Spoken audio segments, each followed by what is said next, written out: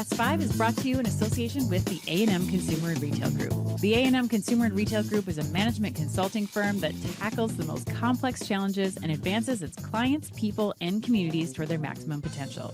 CRG brings the experience, tools, and operator-like pragmatism to help retailers and consumer products companies be on the right side of disruption. And Avalara.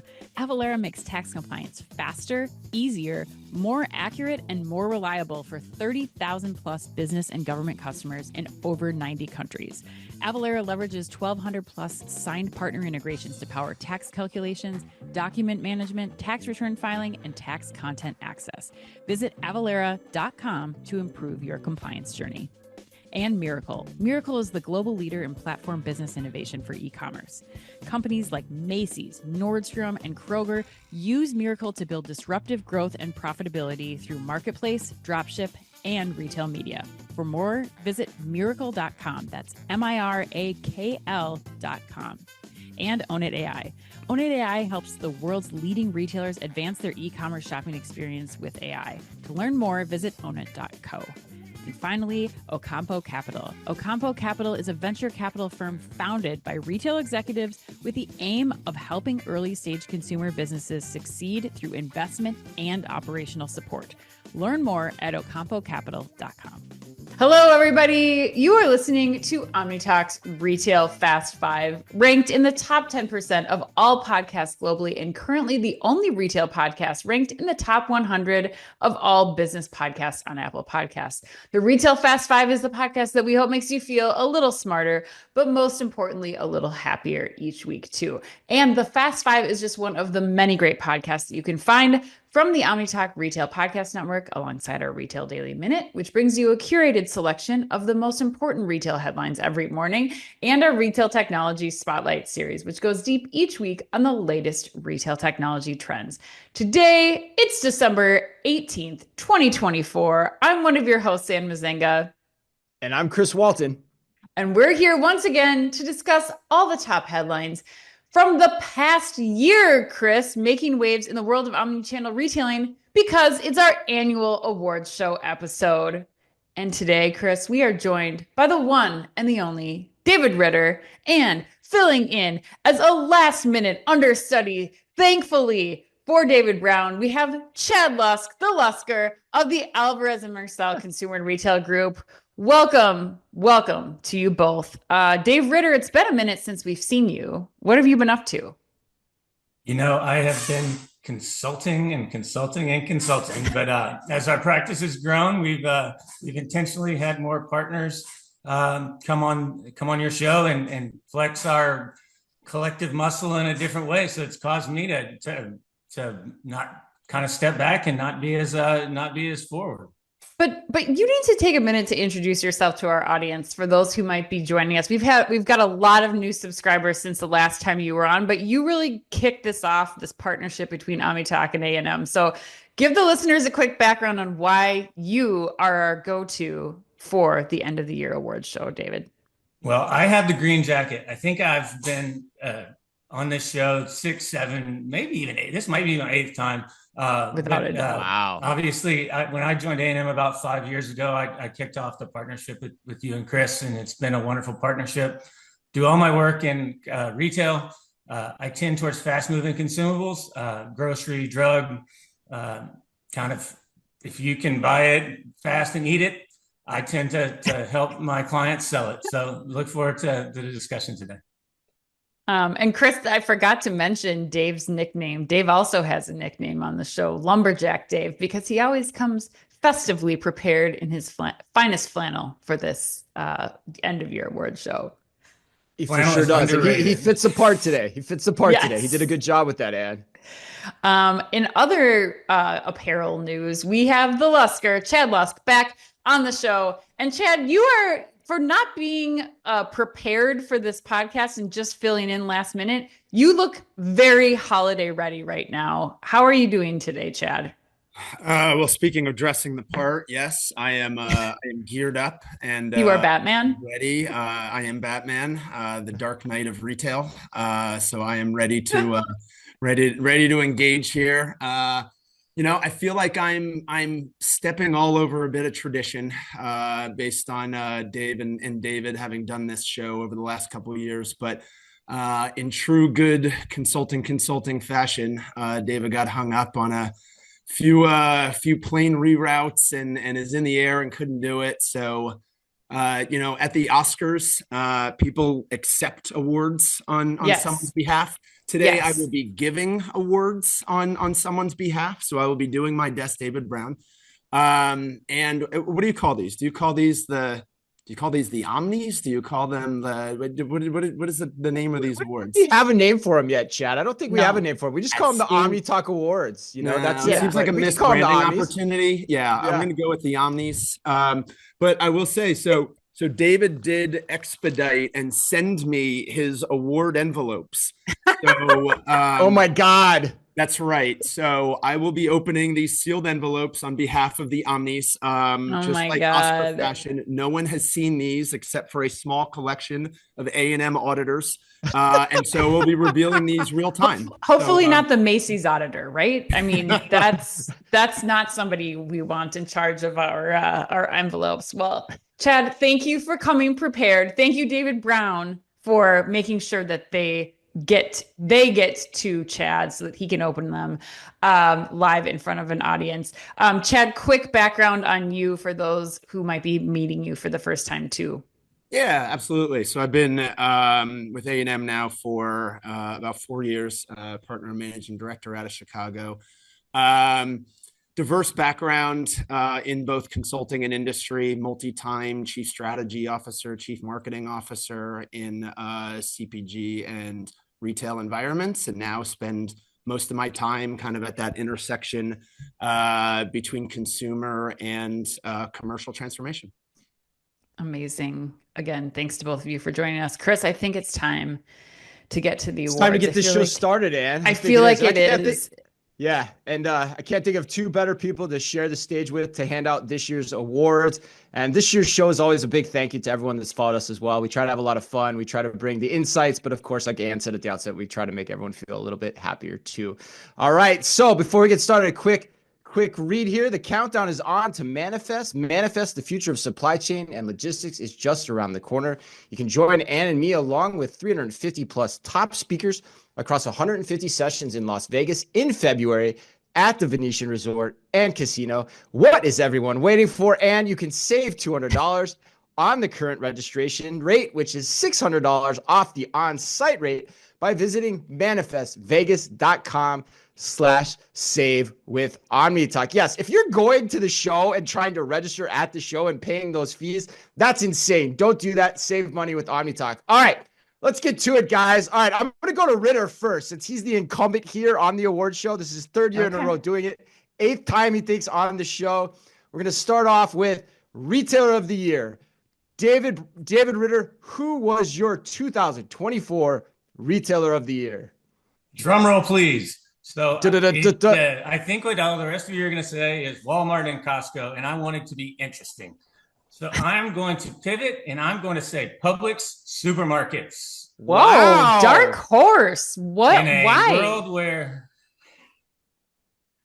In a world where grocery has just been a bit in upheaval with the Kroger Albertsons deal, Publix has put their heads down and really just focused. They achieved a 49% increase in net earnings. They reached $4.3 billion in sales. They're rocking a 24% market share in the areas where they operate, and they've opened 45 new stores in 2024, including markets like Kentucky, in places that are slightly underserved. Right. So they're thought of as this southeastern grocery magnet, but they're expanding beyond it, and it's not just the subs and the sandwiches. They're rocking. So they're my vote for this year. That's right. They kicked Kroger's digital play out of the state too, right? That's a good pick. All right, Chad. Who was your pick? You seem to be very appreciative of that choice by David there. I saw your head. I was. All right, here we go. You've got the envelope. You've got the envelope. If I were voting, I love the grocery space. I really like that call and what they've done to stave off a lot of competitive threats in the Southeast. So wonderful play on that one. Got me like Carson too. Remember Carson when he put the envelope up yes, against exactly. his head? Like, Well, I'll say, so before I read this, right, you do have to remember that David Brown is our resident kind of luxury apparel, fashion, beauty expert. So I have a feeling that things are going to slant in that direction, right? So first off the bat here for retailer of the year, we have Hermes. Wow. So here's what I'd say to supplement his choice, right? So first choice in my closet, obviously, for my fashion get up today. But Dave mentioned kind of grocery, a segment in upheaval, like certainly here. And this is really one of the very few luxury fashion brands and players doing well. They have a nice secret sauce, and they understand luxury differentiation, personalization, customer intimacy in a way, way more than kind of max luxury players like LVMH and others are kind of doing. So talk about a dark horse, but David coming in with French luxury. Yeah, the luxury of the luxury. Okay, wow, we've got two very different picks here so far. And where are you going to go this year? I had to give it to Walmart this year. You did? I did. Wow. I think the real tipping point for me, Chris, was when we signed up for our Walmart Plus membership. I started to see firsthand the value that a retailer that it wasn't my go-to before, but the value that it's bringing to my life and how much it's changed it personally. And then all of the headlines, obviously them bringing in a higher income demographic. They did the fashion reboot this year. They've got Scoop New York and all the stuff they did for New York Fashion Week. They were first on the scene with Gen AI Search, the first big retailer on the scene back in January, launching that. You got the merging supply chains with Sam's Club this year, the StockX partnership, increasing salaries for store managers to $400,000 a year, commerce technologies, that whole division, and the store assist they're doing. Plus, gotta love the Busta Rhymes creative this holiday. If anybody hasn't seen it already, I highly encourage you to watch anything on your streaming services because you'll see that commercial about 1 billion times. But I just think there's so much that Walmart has done this year to just totally launch it off and be even more of a household name than they already were for people. So Walmart, hands down, got to give it to them. Walmart Chris, wins it, huh? Yeah, go ahead. What about you? Like, what do I think? Yeah. So I think all three, I thought this was the toughest year that we've ever done this show to hand out the retailer of the year. Like I thought you could give it to Abercrombie, you could give it to Walmart, Tractor Supply could be in the mix, even Dick's Sporting Goods, and Dave mentioned Costco too. But for me, actually, my winner is Sprouts. Sprouts stock price was $48 at the beginning of the year. It peaked at $155, now stands at $147.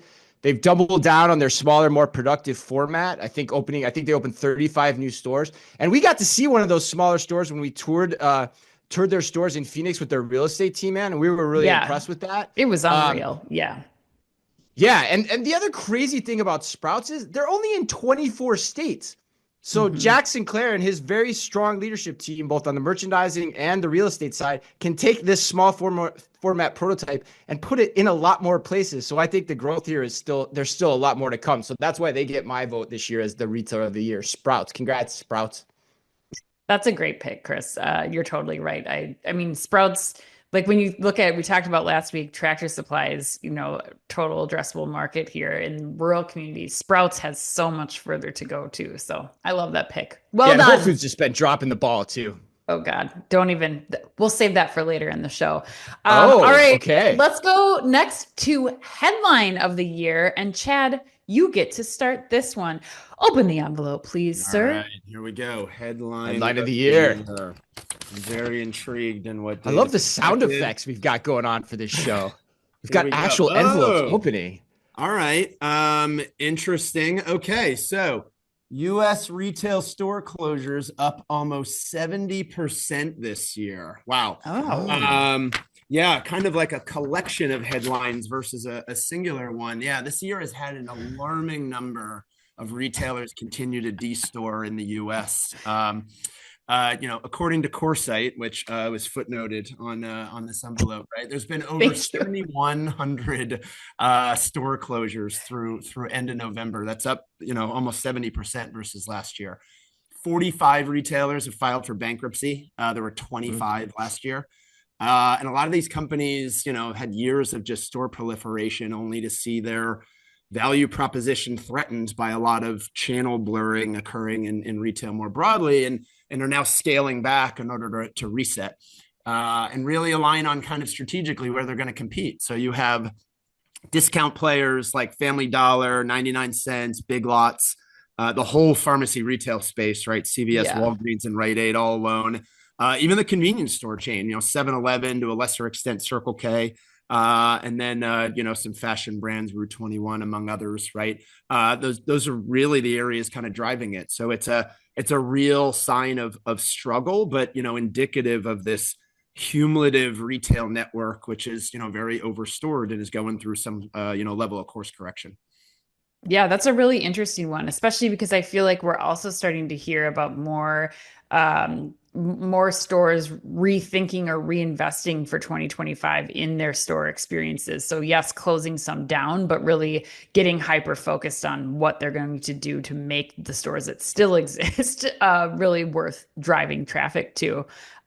Great pick, Chad and David. Let's go to you, Dave Ritter. What's your headline of the year? My headline of the year is that Walgreens is in talks to sell itself to private equity firm Sycamore. Ooh, it's a good tell one. Us more. Why? About a decade ago, Walgreens was worth $100 billion and had 12,000 stores. Earlier this year, they announced that over a quarter of its stores are unprofitable. Between headwinds from PBMs and slowing retail sales, its stock has slid 70%. I think if this is a follow-on to Chad's point about the kind of winds of change in certain segments of the industry, but for Walmart or for Walgreens to offer themselves up for sale to a private equity firm is pretty insane. Yeah, definitely kind of indicative of what we were talking about earlier with store closures. Just, the times for those businesses are changing, especially with a lot of retailers moving into online pharmacy this year too, stealing some of that share. That's a great one, Dave. Chris, I want to hear yours next. You want to hear mine? Yeah, I don't think the year. Yeah. I don't think mine's as good as Dave's actually. So, and I've actually been wondering if we should vote at the end of like who had the best pick. But right now Dave gets my vote, but I'll share mine just in case somebody else likes it. They want to pick it over Dave's. But mine is that Amazon walked away from its just walk out technology in its grocery stores and in place of smart cards too. I think that's an interesting angle to the story.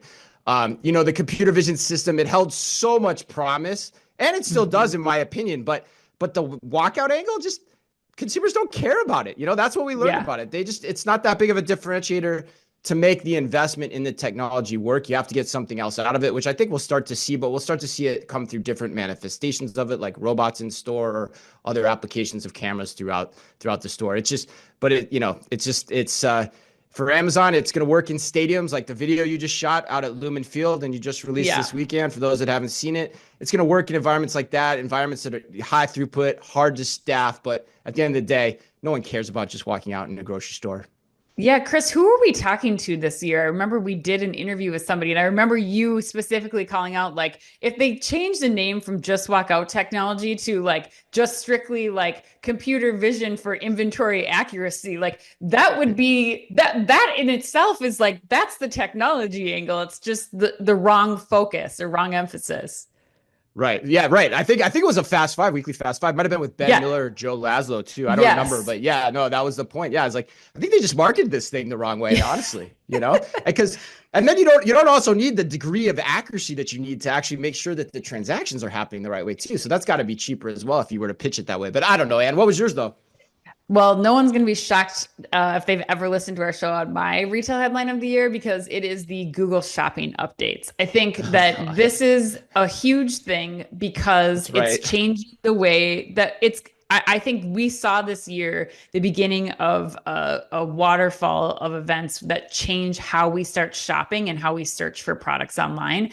And yes, you have other retailers, Walmart's doing this. You have other AI platforms like Perplexity and OpenAI that are also, really enabling language-based search. But I think that Google still owns so much of search. They're still the first place that we go as consumers when we're looking to find something. And then now you add in Google Lens as a secondary option using the visual search and large language-based search. I think this is a huge, huge component to how we're going to be shopping in 2025 and beyond. Plus, you also add in some of the other things that they've added, like tracking information at the top of your Google or your Gmail inbox to know exactly when products are coming, and real-time pricing display and availability on that first search page when you're searching for something. I think we have to give huge kudos to Google this year for these strides that they've made in shopping. All right. So that's a pretty good one too. I think it's between David and Chad. You get the tiebreaker here. Who wins retail headline of the year? Anne always wins. Anne always wins. Yeah. The thing I love about my partner, she's nothing if not dyed in the wool consistent with what she loves and talks about. So yes. All right, let's keep moving. So next one up, retail technology of the year. Anne, let's go back to you on this one. Oh boy, I was not ready. I did cover Gen AI in my last two headlines, so I'm going to go away from that this year. So I have my retail technology of the year. You mentioned it earlier, Chris, in-store robotics. I think you have everything from the robotics that are happening, help with automation and picking and back of house that we talked about with Dematic's Kim Beaudry early on, just about how that's really getting smaller and smaller. To Simbi raising another $500 million to presumably kind of support the expansion for more retailers of Tally in stores.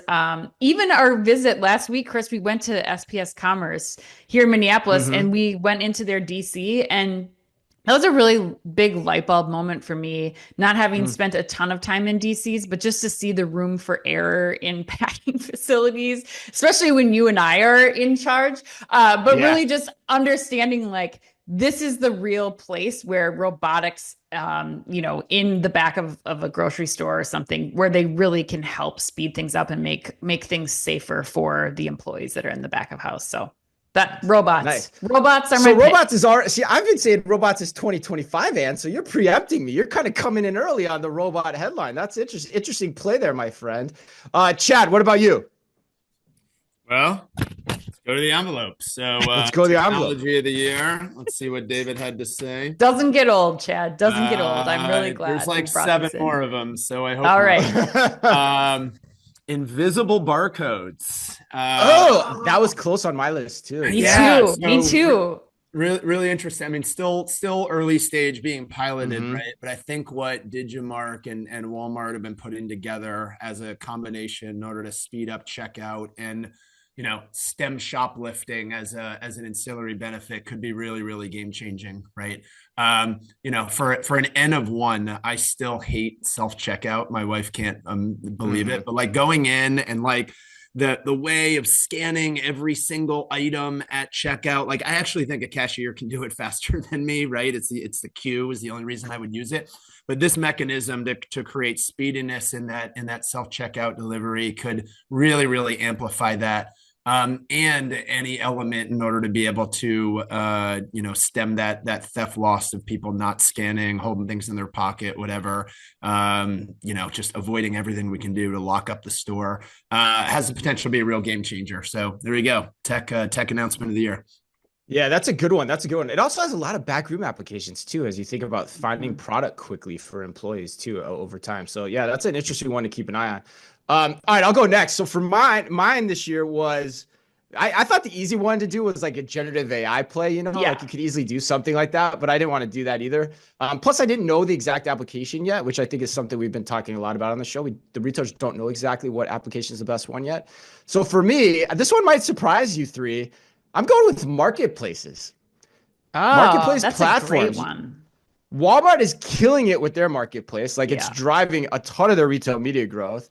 And then you saw companies like Lowe's, Macy's, Nordstrom's, they've all started to build their own versions, and all for the very same reason, right? You can expand the assortment, but it also gets you the ability to scale your retail media ad dollars much more efficiently. So with all the first party data that retailers have out there, I think you're starting to see that marketplaces are going to be the way that you help scale that retail media effort. So that's why marketplaces wins for me. David, close us out. All right. So mine dovetails on Chad's. Shrink is one of the biggest issues retailers are facing today. And frankly, shrink in many situations is one of the reasons they're closing stores, because they just can't control the shrink. And when your shrink is higher than your sales, it just becomes untenable. So this technology has not yet been fully rolled out, but the most effective way to prevent shrink is to lock stuff up. But locking stuff up is an awful consumer experience. In comes Walmart with, if you have the app and you are a loyalty customer, you can open it yourself. I don't know exactly what it's called. The loyalty phone unlock for locked up goods in terms of theft prevention is, I think, the wave of the future, especially in high theft areas, and will enable some stores to stay open if we get widespread adoption. That's my tech of the year. Wow. So you like that idea, David, huh? That's interesting. And just for clarification too, Walmart so far, for those listening, is only testing that with employees. They haven't rolled it out to customers yet, but people are hypothesizing that they could do that. But David, you like that from a customer experience standpoint and an overall retail sales standpoint?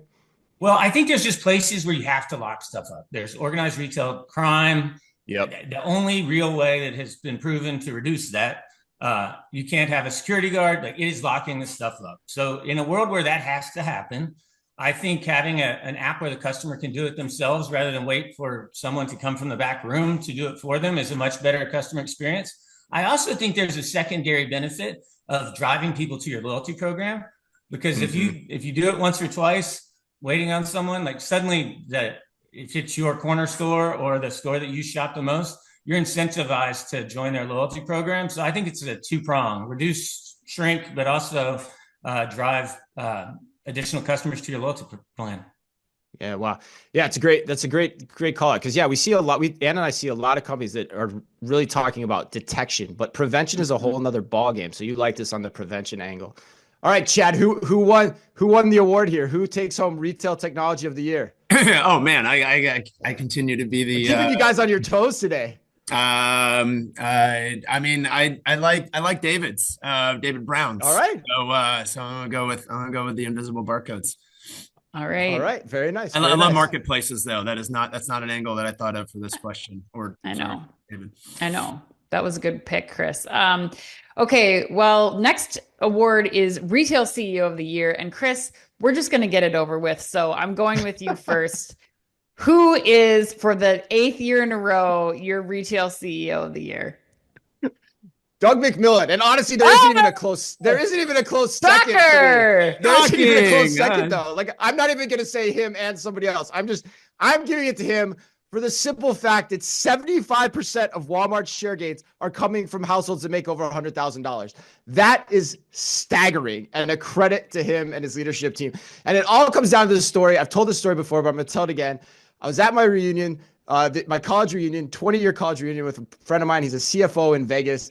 And he told me that he's like, Chris, I love Walmart Plus because I never have to go into a Walmart store. And he's kind of hoity-toity. He won't mind me saying that. But now he shops via Walmart Plus regularly and sees the benefit, just like you did, Ann, in the beginning of the show. So that's why McMillan wins it for me. And and he'll get it next year too, probably. But yeah, I love the guy. It's hard not to pick Doug this year. Chris, I also picked him. Whoa! I know. Got the front door.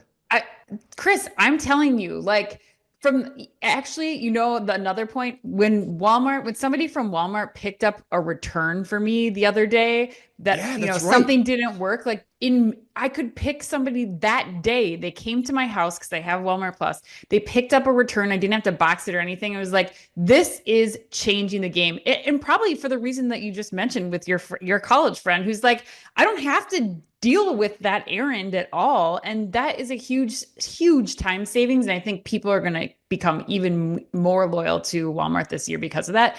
But the reason also, Chris, that I picked him that you didn't mention is because I think he made the very bold decision to bring teams back to Bentonville this year. Yes. And I think that that's going to have a huge impact. That's a really difficult decision to make as a CEO, and he's doing it. And I think that it's going to really continue to help Walmart be the biggest retailer of the year, probably next year and years forward, because he is bringing people in. It's an action-focused culture, minimal bureaucracy when you're all in person, you're making those decisions quickly. And he is, I think, the example of a fearless, humble leader who's pushing his team to take risks in the right way. So I got to give it to him. Yeah, and that's a great point on the return to office because, I wrote an op-ed for the Star Tribune this week about Target and whether it's losing its mojo.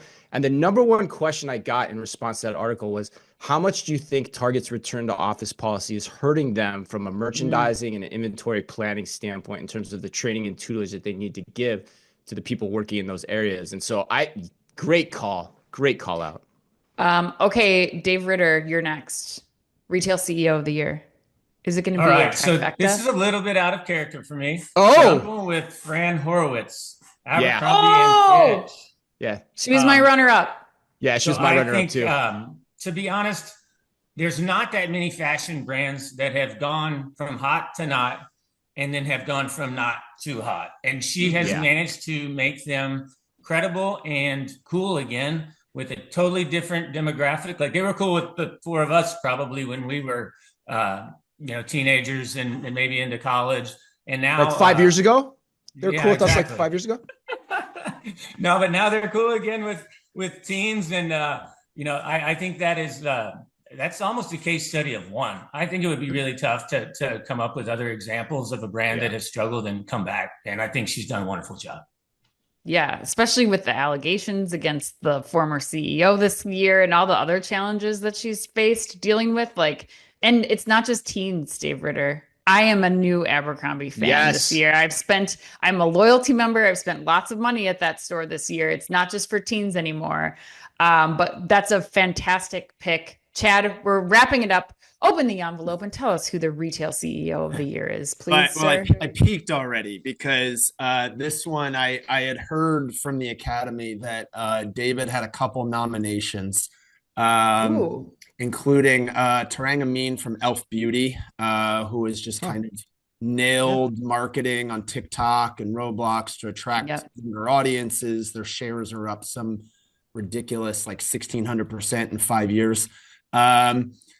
David likes to play oddball lifestyle person. So he actually had some consideration from Mark Zuckerberg for integration of AI into advertising, plus just kind of always great for a headline and how he's changed his whole image with his like gold chain wearing, rapping, custom cars, kickboxing. Yeah. Just kind of nerdy chill. Right.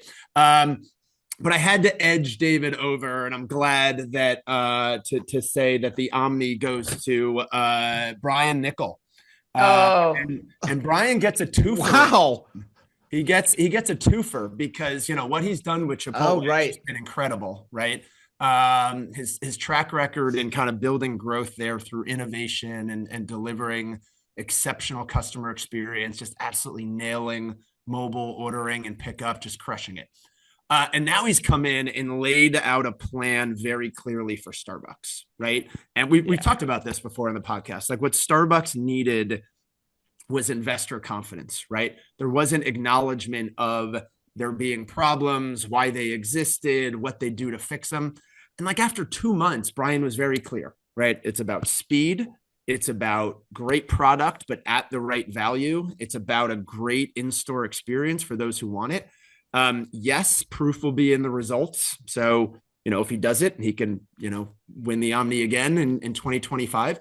But the stock's up like 25-30% since his appointment. So he's given that investor confidence that Starbucks needed. And that's only a few months in, and Brian Nickel's already getting your award for CEO of the year. Yeah.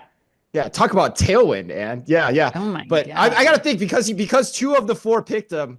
I think Doug wins, Ann, right? Doug wins. I think so. 2 of the 4. Give it to you do the math. Give it to your guy. Give it to your guy. I'm no math guy, but I think that means he wins. But all right, let's keep rolling. This one's great. This one's fun every year. Most overhyped retail technology of 2024. David Ritter. Just to be clear, it was retail technology or trend. And I'm going with trend as opposed to technology in this case. Yes. I actually think tariffs. And it's not because I think tariffs are not going to be a big deal. I think that retailers have not adjusted their COGS have not adjusted. Their prices have not yet truly adjusted based on these tariffs. And I think we've got 2 years of tariff negotiations before anything is truly implemented. So in some ways, I think tariffs are a bit of overstated in terms of their immediacy of importance. Got it. So tariffs is a red herring. Yes, that's right. And good call out. Yes, it's retail technology or trend. Most overhyped retail technology or trend. And what was yours? Mine's still the caper cart, Chris. I have Really? to say, I still feel like this year I definitely saw at grocery shop more use cases for it, but I still feel like it's very cost prohibitive for the majority of grocers. I think it's going to be a lot longer rollout than we even anticipate.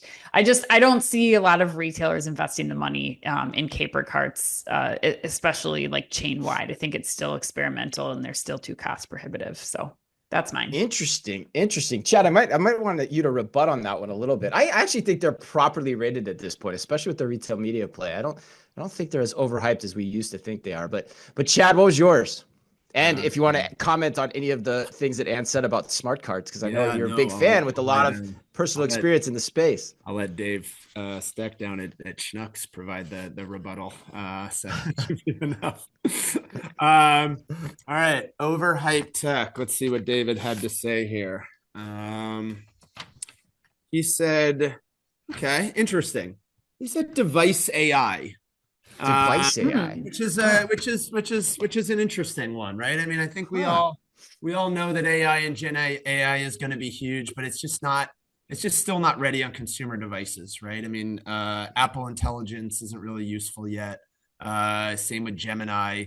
Like the hype train is early. It's like spending fantasy football draft capital on rookie Jonathan Brooks this year. It's going to be good, but just 2024 is just a little too early. But anyway, that was David's. I mean, honestly, I wrote on the back of the envelope, it was, just walkout technologies. My own personal vote on that one, to compliment what you said earlier, Chris. Nice. Well, mine's just a quick one. Mine was Target's CarPlay integration, which I think in general, people would be like, yeah, whatever. But Target actually singled that out in their earnings call as one of their key achievements in the third quarter, which I just thought was laughable, especially considering their digital growth was 11% against Walmart's 20% and Costco's 13%. So to say that CarPlay is what you're talking about technologically is just hilarious to me. Because if it's true, like, why are you still lagging behind against those competitors? So that was mine, Ann. But what's the next category, Ann? Retail headline of the year that you most want to see turned into a movie.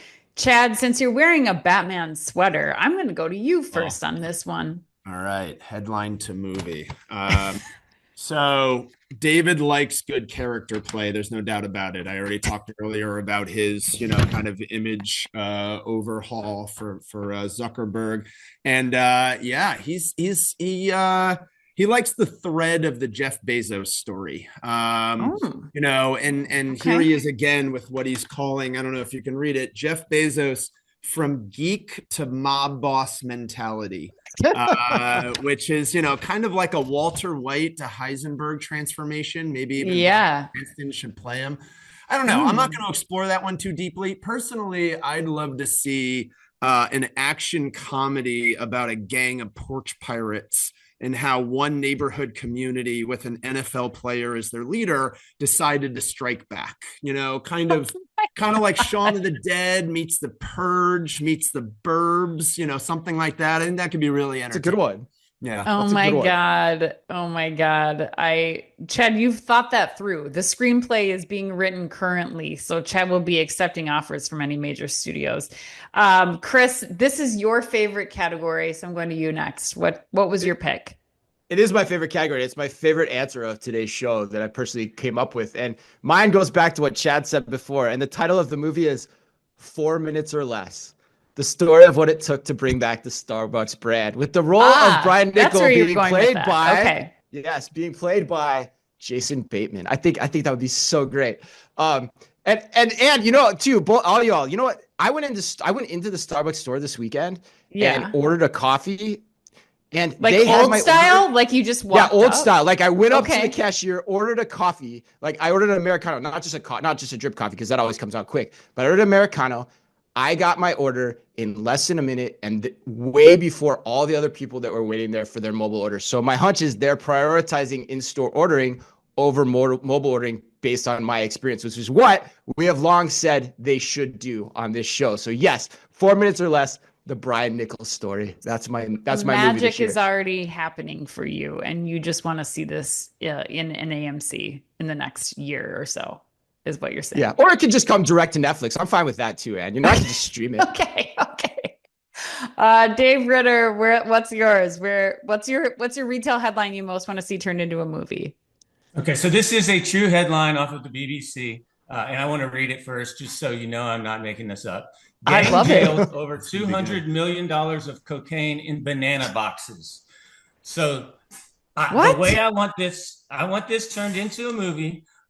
Colombia, the Medellin cartel meets Sainsbury's, Morrison's executives in a global banana cocaine thriller and the takedown by Interpol. Oh my gosh. Seems like it's made up. I can't believe that's a real thing. Crazy. It's probably in production already. Oh my I God. know. He said banana cocaine thriller. Yes. That's the first time that Is there any other kind? That's already been. We've seen cocaine bears. Now we're doing banana cocaine thrillers. Okay, I'll close this up here. Mine was a movie about the Macy's auditor that somehow swindled $1.5 million and nobody caught this individual. And then now Macy's coming out just a couple weeks ago and be like, yeah, we figured it out. It's not a big deal. Nothing was impacted. Nothing. I think there's so much more to that story. So to me, it's like maybe a true crime documentary more than it is a thriller. But I still think that I can already see the like blurred out faces and the altered voices with all the people in the Macy's organization that definitely knew what was going on and what this person was doing with all this money that they swindled. So we'll see. We'll see who wins though, Chris. I'm going to give you the say. Oh, you can't make me pick my favorite category, Anne. You can't. That's why I'm making you pick it. I'm going with the what was it? The cocaine banana. What did Dave thriller? Cocaine banana thriller. The cocaine banana thriller. Because those are just three words that I've never said in my life together and will never say again. All right, let's keep rolling. So next one, best strategic move from a struggling retailer, or if you want to just go best strategic move that you saw in retail this year, that's okay too. Anne, why don't you go first this time? Mine was Kohl's and Babies R Us. I think if something's gonna help bring a younger demographic into Kohl's, like you've already got them coming for Sephora, and I think Babies R Us and creating a baby registry for Kohl's shoppers, I think that was a smart move. We don't have any data on what kind of lift that's providing yet, from what I could tell, but I'm excited to look to that in 2025 and see if that's been helping bring more people into the stores and into Kohl's online properties. Awesome. That's a good pick. Yeah, we've always been curious to see what impact that's going to have. Yeah, like you said, we haven't seen any yet.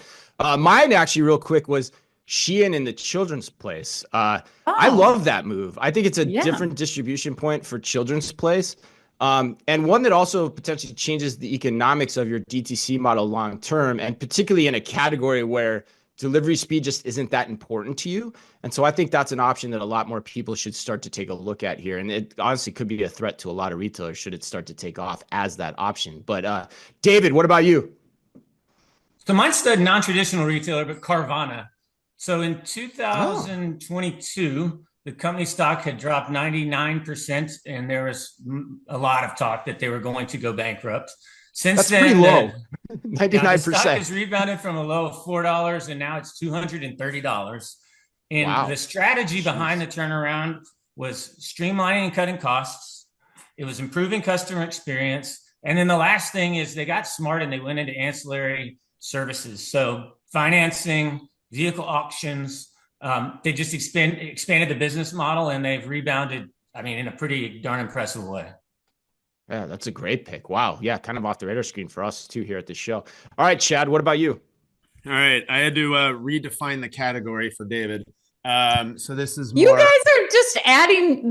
I love how you're just taking it into your own hands. The Omnis will be the A&M Omnis next year, and Chris and I will be the guests. Yes, I love this. Keep going. That envelope looks like the end of The Departed too, where he like scrapes out his name or whatever, if you know that reference. But anyway, best strategy from a rebounding retailer. Okay. And we've talked about this one already, so no need to mine it too much deeper. But it is Abercrombie, and rebounding because they are coming off obviously a really good 23 as well. They were up 16% last year, up another 12 to 13% this year. We talked about kind of abandoning the legacy image, and now creating accessible product designs, feel good marketing, from America's most hated retailer to being cool and hot again. And obviously the fashion retail market's not posting those numbers overall. Well, I can't disagree with that one. That's a good call. I think Abercrombie, like I said, just go give it a visit, people. Go check it out and see why it's been so talked about in today's award show. All right, let's go to the next category, Best New Partnership of the Year. Chad, back to you for this one, sir. Right. Let's get your envelope ready and tell us who the best new partnership is. All right, and the Omni goes to David, staying within, again, the fashion and apparel space, but it is Skims with North Face. So interesting one, right? So Skims has developed kind of a series of partnerships, most recently here with North Face, and, kind of take Kim Kardashian's influence here. And they've done these with brands like in the past, like Fendi and Swarovski. And they've also taken to sports with the WNBA and Summer Olympics. And these partnerships have really helped Skims kind of break away from just pure shapewear exclusively and create, a real brand, right? And so the North Face partnership kind of brings them into outerwear, specifically pointed to skiing and snow sports. And, when you look at great partnerships, it draws on the strengths of each brand, right? Here it's North Face with their well-known designs, functionality and quality in outerwear. Skims brings that kind of base layering. It's sculptive and compressive fit with its classic color palette. So this combination really makes both recognizable, and in particular, Skims really wins here because of the category expansion. So Chad, what's your favorite sculpting component of the Skims?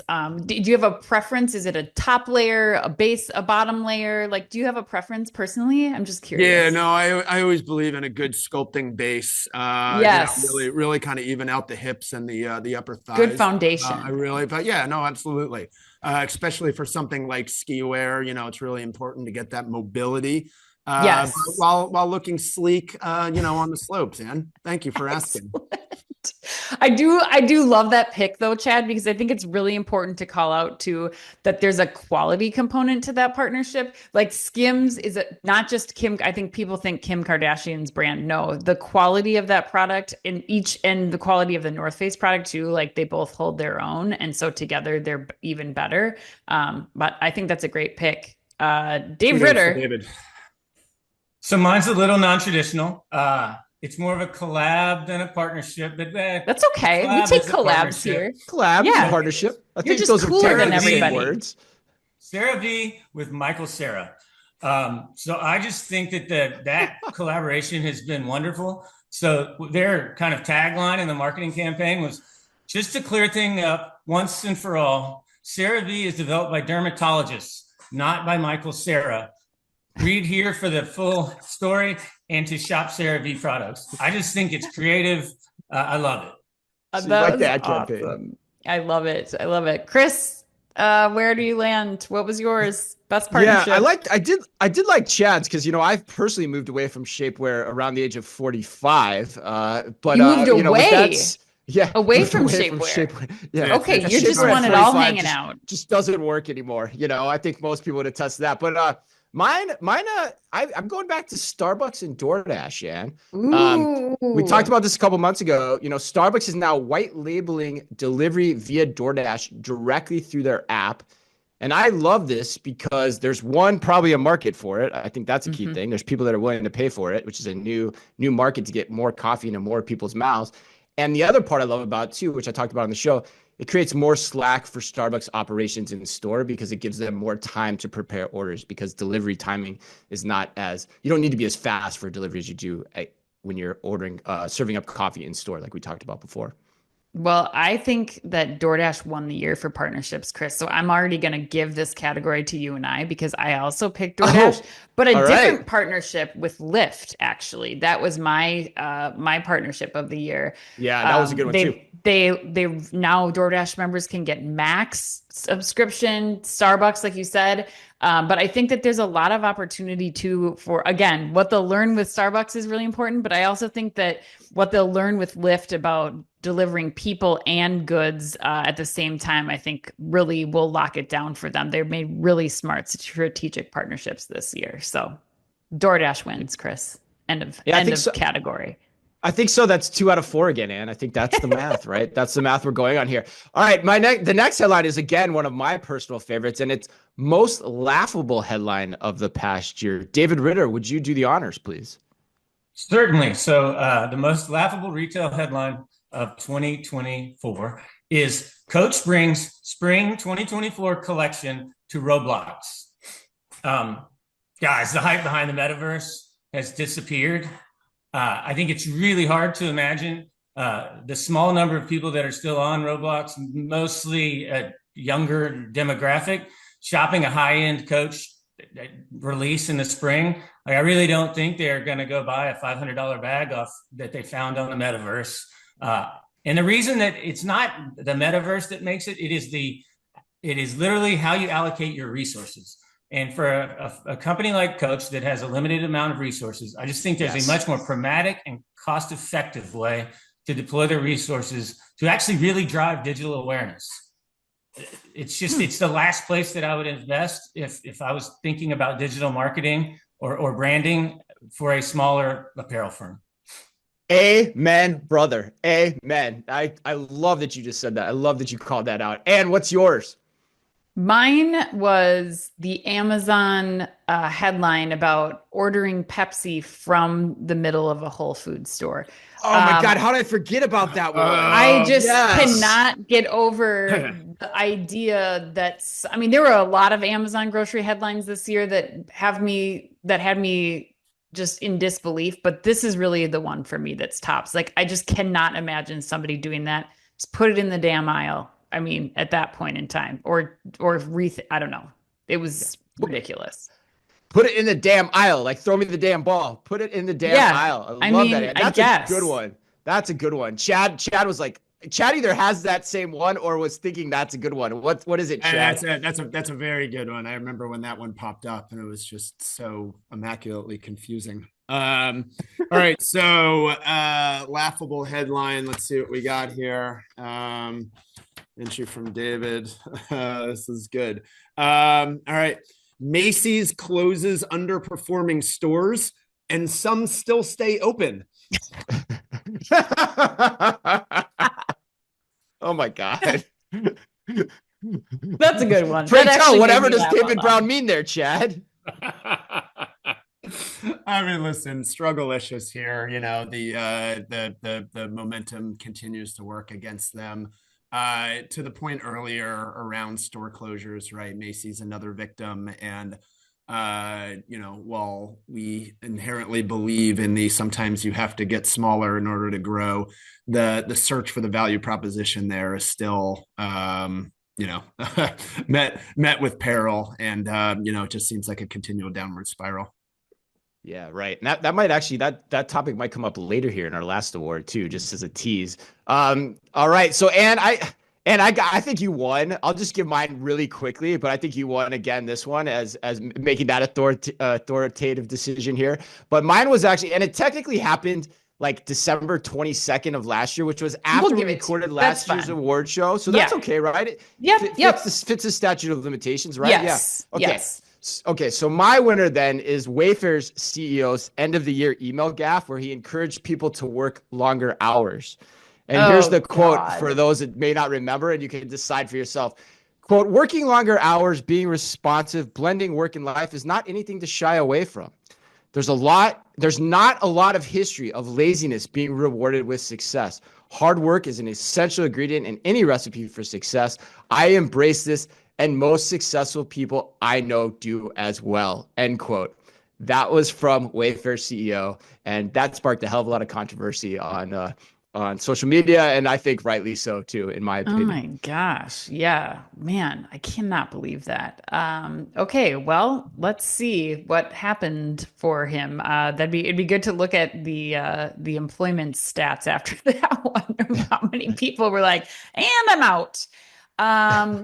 Okay, let's go to the last award of 2024.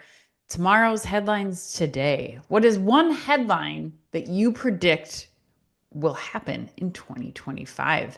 Let's go to you, Dave Ritter. Close us out. What's the headline? All right. Amazon launches another new grocery format. Amazon can't quit grocery, and they can't get grocery right. It happens every year. And I think it's a good bet that in the headlines next year, they'll have some slightly different variant of what they've tried and failed several times before. It's sad because they have such a logistical prowess, but they just seem to not be able to nail grocery. And I have all the faith in the world that they will continue to try. Maybe we can buy Pepsi at that grocery store. Who knows, Dave? Anything is possible. Chad, let's go to you. What retail headline do you think we're going to see in 2025? It also would have been a good one, Dave, for most laughable 2024 headline. That's another format. Okay. Early 2025 headline. See 2024. Interesting. So in my last minute research on this, I went back to what you guys predicted for 2024 in last year's show, right? And David Brown said, he called it the bloodbath to boom projection, that while in 2023, we're going to push retailers toward a breaking point, right? He thought in 2024, consumers are going to start spending again. And that, kind of the retail, especially luxury area, rebounded really well. I will say Dave Ritter called it much better, that there was going to be belt tightening, more saving versus spending, trading down. And 24 is a little too early to call for the recovery. So David Brown's going back to the well again. He's saying, listen, easing monetary policies, lower interest rates, high stock market, high-end Chinese consumers coming back. That's been missing for a few years. He's calling for the boom. I actually think this might be a little bit of a La La Land moment, where maybe the Omni's been given differently. Here's what I'll say, and I'm going to get another kind of flashback moment. I'm going to go back to what you said last year, Chris, where you expected some shakeup in Target's leadership in 24. Okay, didn't happen, but let's look at what happened this year. The difference between Walmart and Target could not be more palpable this year, right? Target stock has recovered a little bit from its 52-week low in November, but it's still down 6% or so on the year. Amazon's up 50, Walmart's up 80, 80, right? McMillan's the CEO of the year. It's like giving it to Michael Jordan every year. You're looking for other folks, but counter that with what's happening at Target and Brian Cornell. Like, you figure something has to be up in 2025. Yeah, he'll be on stage at NRF early in 2025. So I'll be curious to hear what he has to say their plans are too. Chris. Yeah, if he makes it through the fiscal year too. So the year's not over yet either. That's the other thing here that we got to factor in. But yeah, I think that prediction could come true to some degree. Mine goes back to, I kind of alluded to it before. I think this might be the actual year that we see activists win their battle to take Macy's private. I don't know that Macy's can hold on very much longer, particularly since they're already now in another activist battle just after getting out of the last one. So, and, you know, strategically, it just seems like a really hard ship to turn around. So, and the real estate does seem very valuable within that activist play relative to other activist plays we've seen in the past. So I think this might be the year that comes to fruition. That's mine. Okay. Well, I'll close it out with mine, which is that I think we're going to start to see some regional, especially grocers, start to converge their retail media networks. I think that we're going to start to see fewer or less value in every single grocer having their own retail media network. I think it's going to be too much for the brands. So I think we're going to start to see more of them coming together to pool their retail media networks into one to really be more appealing to brands and to compete with the likes of, you know, the bigger ones out there, the Albertsons, the Krogers, and the Walmarts and others. So yeah, that wraps us up. That's it. That wraps us up. It's a great point to end on, Ann. Yeah, it's a great point to end on because they kind of have to, right? I mean, they kind of have to get into that position. You think this will be the year they see that? All right. All right. David, Chad, any parting thoughts? Anything you guys want to add here before we wrap up the show? David? No, great show. Thank you all. And Chad, I know you wear underwear underneath your Batman costume. You don't have to hide from it. I don't know where to go with that. But he's speechless. As I gallivant about the second city here in Chicago as the dark night of retail, you know, Skims are always a part of my my success. Yeah, it's the Skims. I want to see Chad in an actual cowl. That's my go forward for you, Chad. A cowl. Put on the cowl. All right. Well, that closes us up. Happy birthday today. This is like the best birthday day ever. Happy birthday today to Steven Spielberg, Billie Eilish, and to the most perfect man ever created, Brad Pitt. Yeah, how's that for a trifecta, my friends? All right, and remember, if you can only read or listen to one retail blog in the business, it was actually hard to pick who to give the birthday to. If you can only listen to one retail blog in the business, make it Omni Talk, the only retail media outlet run by two former executives from a current top 10 U.S. retailer. Our Fast Five podcast is the quickest, fastest rundown of all the week's top news, and our newsletter tells you everything you need to know each day, and it always features special content that we do exclusively for you and that Ann and I take a lot of pride in doing. So thanks as always for listening in. Please remember to like and leave us a review wherever you happen to listen to your podcast or on YouTube. You can follow us today by simply going to youtube.com/OmniTalkRetail. Chad, one final question. If people want to get in touch with you, David, anyone at the A&M Consumer and Retail Group, what's the best way for them to do that? Yeah, absolutely. If you want to talk to us about your company's opportunities and have a few laughs along the way, you can check out our website at alvarezandmarcel-crg.com. You could also find us in LinkedIn, Alvarez and Marcel, Consumer and Retail Group. And we'll just part with one more prediction for 2025 headlines, where Omni Talk continues to dominate the retail podcast space. You guys are awesome. Thank you. Oh, awesome. Thanks, Chad. Thanks to all of our listeners. That's why you all make it happen. So thank you so much. And we hope you have a safe and happy new year, right? Yeah. Happy holidays, everyone. On behalf of David, Chad, Ann, and myself, have a wonderful new year. And of course, as always, be careful out there.